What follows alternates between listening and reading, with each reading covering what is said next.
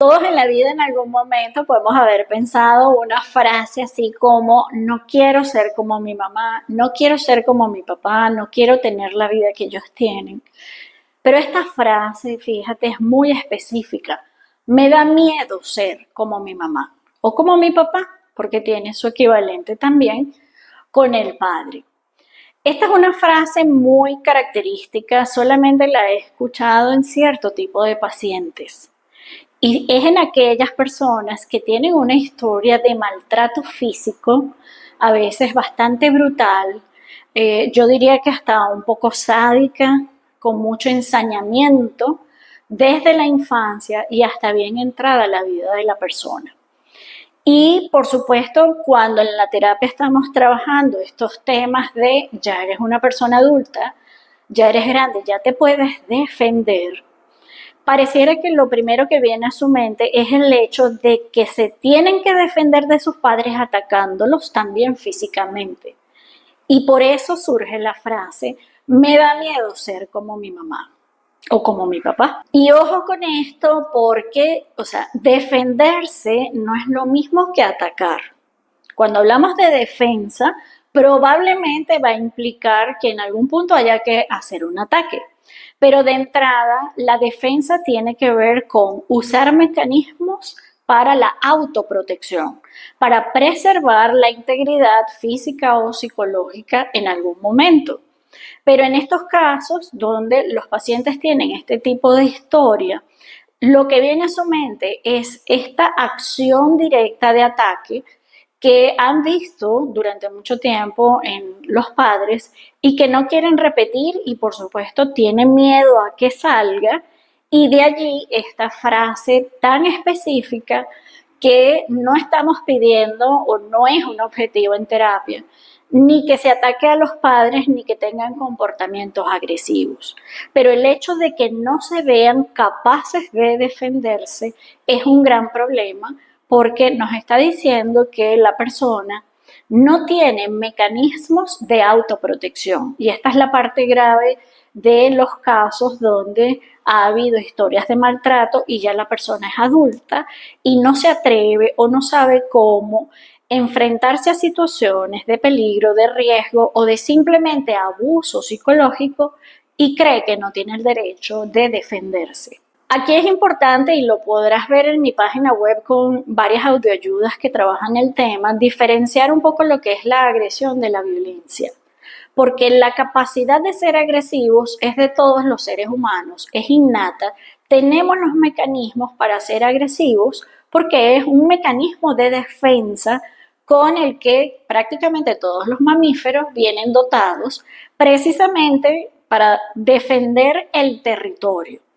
En el caso de los seres humanos, estamos hablando del territorio no solamente físico, sino también del territorio psicológico, la integridad, la dignidad personal, que como seres humanos nos corresponde y tenemos el derecho también de defendernos. Y por eso vamos a tener que recurrir muchas veces a conductas agresivas, pero ser agresivo en un determinado momento no te hace una persona violenta.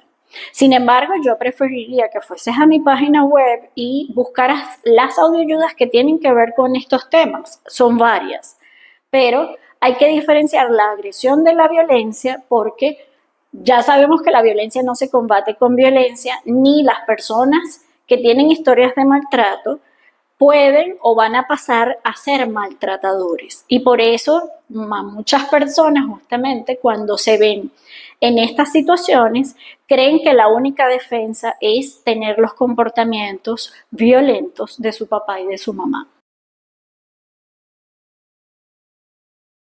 El hecho de no ser capaces de expresar la rabia ante una situación que amerita defensa porque se está siendo maltratado durante la infancia tiene varias consecuencias importantes. Una, y es precisamente otra frase que también he escuchado, que más que frases son respuestas del organismo, es que las personas tienden a soñar con que están teniendo estos comportamientos agresivos o que están matando a alguien o inclusive en los propios sueños a su papá o a su mamá o al agresor. Esto es algo completamente normal porque los sueños, entre otras funciones, tiene precisamente ser un mecanismo de descarga de las emociones contenidas o de ese movimiento emocional que no está siendo bien canalizado y por alguna parte tiene que salir todo eso. Los sueños son una de las vías por las que sale. Sin embargo, cuando la gente tiene estos sueños, se asusta e inclusive nada más soñándolo, ya eso le genera un sentimiento de culpa como que si de verdad lo hubieran hecho. Entonces es importante normalizar esto porque la mayoría de la gente que tiene historias de maltratos físicos brutales tiende a soñar con agredir, con vengarse, también desde el punto de vista físico con sus agresores. Otra consecuencia que también, por supuesto, es devastadora es el hecho precisamente de creer que se tiene que resignar a recibir el maltrato, que se tiene que someter porque no puede devolverle el golpe o no puede devolver el maltrato a su papá o a su mamá. Y esto, en la medida que la gente va creciendo, va contribuyendo a desarrollar lo que nosotros llamamos una personalidad masoquista.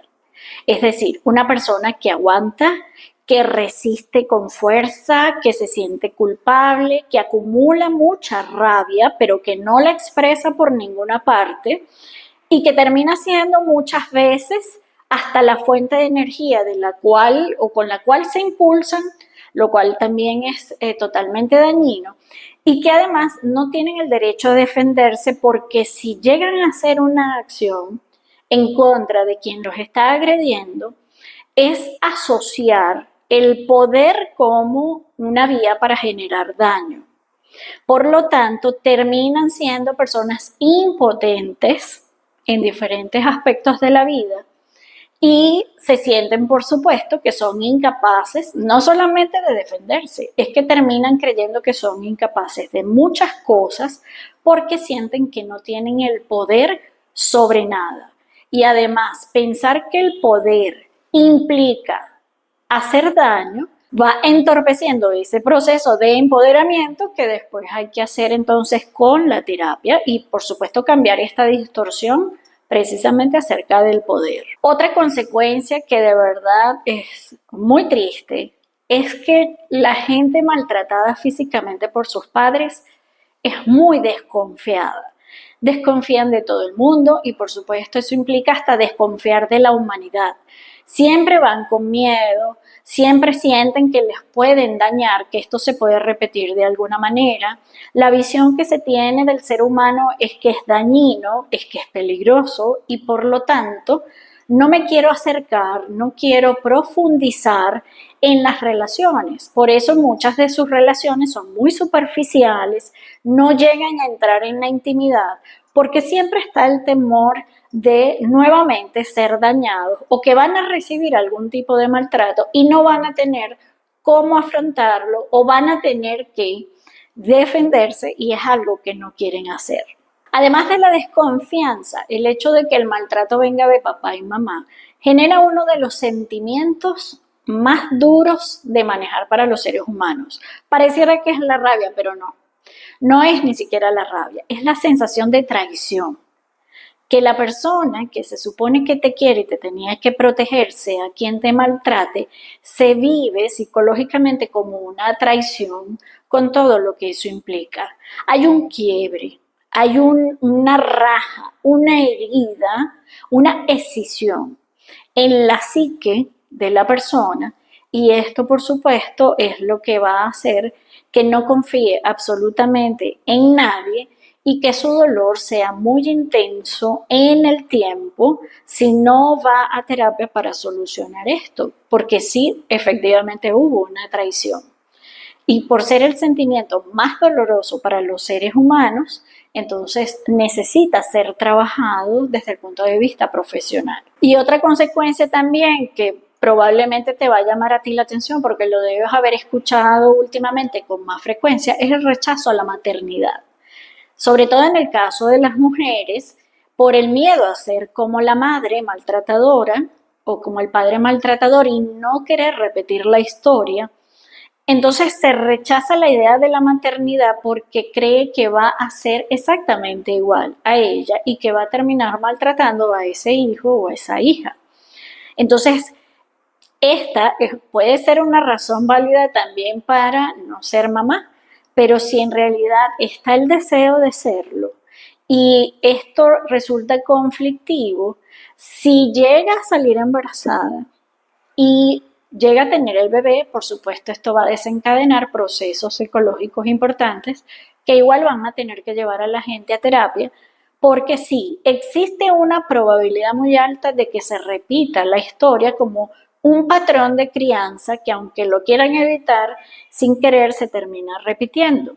Entonces es importante que el deseo de ser mamá o no ser mamá no venga desde el miedo, sino que haya unas razones y unos argumentos que generen tranquilidad o que sea una convicción personal porque simplemente no se quiere, pero nunca por miedo. Y por supuesto la consecuencia más importante, la más evidente de no expresar esta rabia debido al maltrato parental es la gran insatisfacción en la vida que seguramente va a desencadenar o va a desembocar en depresión, en trastornos de ansiedad, en compulsiones y todo aquello que pueda generar un sufrimiento, inclusive la somatización con enfermedades crónicas que terminan siendo enfermedades, por ejemplo, autoagresivas de origen inmunológico, que son una expresión de esta rabia que no ha salido nunca, pero que está allí y que termina como que devolviéndose a la persona, convirtiéndose en alguna enfermedad importante que genera sufrimiento. Por todo esto, yo te invito a que pases como siempre por mi página web en la sección audio ayudas para que busques una en particular que se llama la rabia constructiva, porque la rabia como emoción al fin y al cabo tiene varias funciones como cualquier emoción en la vida de los seres humanos, no solamente para la supervivencia, también para la estabilidad y la sanidad mental. Pero hay que entender esto y saber cómo manejarlo. Así que pasa por mi página web y escucha esta y todas las audioayudas que tengan que ver con el manejo de las emociones. En psicoterapia, claro que esto tiene una resolución, en el sentido de que no se puede cambiar la historia, pero hay que reparar, hay que sanar estas heridas, hay que cambiar esta visión acerca del maltrato y la historia vivida para que no se repita. Así que es importante siempre, si tú tienes una historia de maltrato, buscar profesionales de la psicología o la psiquiatría que tengan formación en trauma y en violencia. No es cualquier profesional tampoco de la psicología, porque las historias de maltrato se consideran traumas, muchas veces traumas complejos que requieren toda una metodología de trabajo muy específica. Pero además de eso, es importante reparar este daño porque está más que comprobado que una historia de maltrato familiar hace que se desencadenen o es un factor predisponente a diferentes trastornos y enfermedades mentales. Además, dentro del proceso terapéutico hay que ayudar a la persona a reconectar con la rabia, con la capacidad de sentir rabia. No se puede avanzar en la evolución personal hasta tanto los pacientes conecten con su rabia.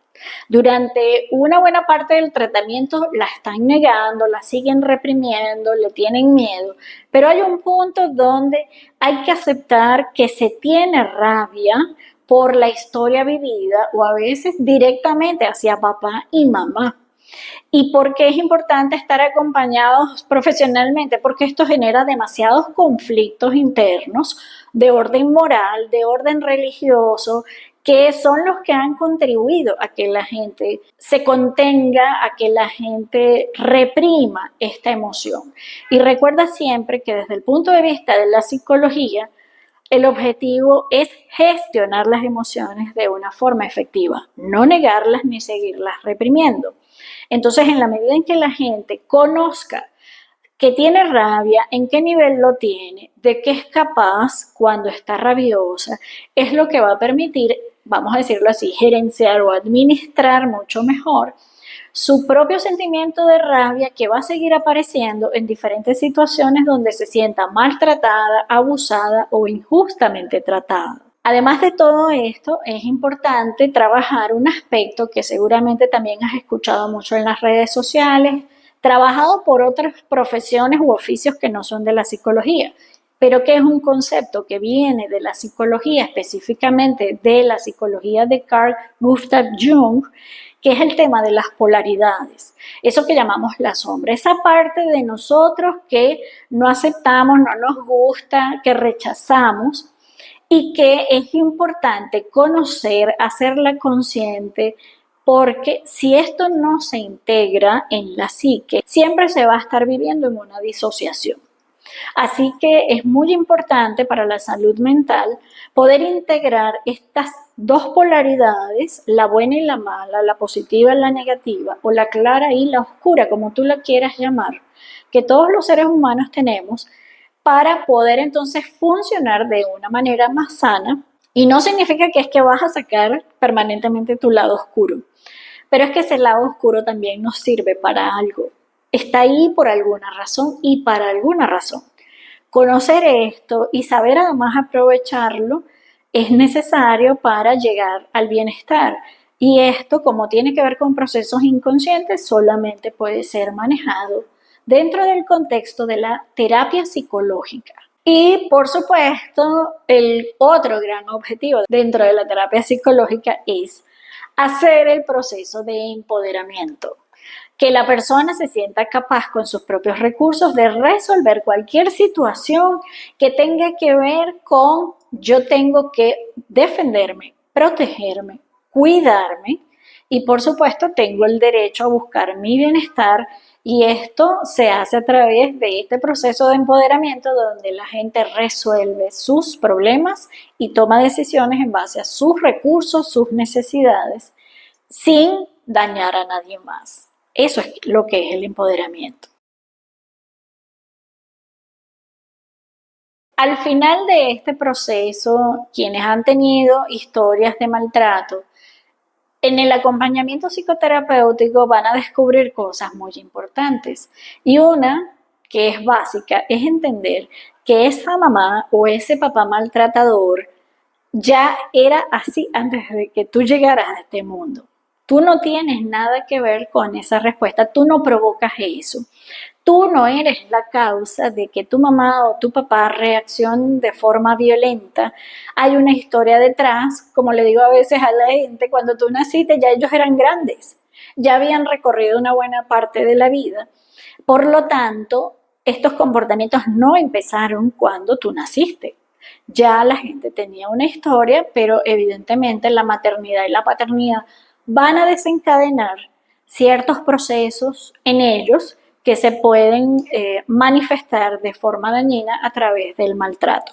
Y lo más seguro es que esa mamá o ese papá tengan también historias de maltrato, inclusive mucho más brutales, porque lo que hemos visto es que, claro, en la medida que va pasando el tiempo de la civilización, antes las cosas, los castigos eran mucho peores, mucho más sádicos. Ahora, por todas las regulaciones, por todos estos cambios sociales y legales, donde hay más control sobre la forma en que los padres educan, esto ha disminuido, pero no dejan de hacerlo muchos padres y muchas madres. Entonces, siempre es importante entender que esta niña o este niño que llegó a este mundo no es la causa de esos comportamientos violentos. Por otra parte, quiero decirte que te quedes tranquila o te quedes tranquilo. Nunca vas a llegar a ser como tu mamá o como tu papá. Si no lo eres ahora, no lo vas a llegar a ser. Básicamente porque ya eres consciente, porque estás buscando ayuda, porque sabes que hubo algo malo contra ti y no lo quieres repetir. Tener esa conciencia en sí mismo es el recurso más importante para evitar repetir la historia. Y el hecho que te hayas hecho consciente, lo que quiere decir es que tú estás dispuesto a cambiar la historia familiar, a hacerlo diferente, diferente mejor, porque además por evolución las nuevas generaciones van a buscar y tienen más oportunidades o nuevas maneras para hacer las cosas siempre diferentes, porque sí hay alternativas a la disciplina con castigo y maltrato o a la crianza irrespetuosa. Hay otras maneras y por lo tanto tú vas a tener la oportunidad de hacerlo diferente y nada más que por eso no se va a repetir la historia contigo. Además, es importante tener en cuenta que con el acompañamiento profesional, hablar de estas historias es muy doloroso, vergonzoso. A veces los maltratos son inenarrables para las víctimas y tener este espacio seguro psicoterapéutico es muy importante porque es un lugar donde no hay juicios, donde nosotros no vamos a cuestionar los pensamientos y los sentimientos que tienen los pacientes hacia sus padres, que debe ser libre además de moral, de religión, y que no somos los padres de nuestros pacientes, aunque en algún momento se puedan sentir así. No somos ni la mamá ni el papá. Y es este espacio seguro donde dentro de la confidencialidad de la terapia psicológica la gente puede decir y hacer aquello que necesite para liberarse de esa gran carga emocional que le genera daño. Esto solamente se hace dentro del espacio terapéutico donde la confidencialidad está garantizada y el respeto a la persona también. En definitiva, en estos casos, lo que te quiero dejar es que es muy importante que, como diría una paciente mía, hay que sacar a la bestia que llevas en ti. Porque si no la sacas, la ves, te apropias de ella y la transformas, te va a devorar desde adentro.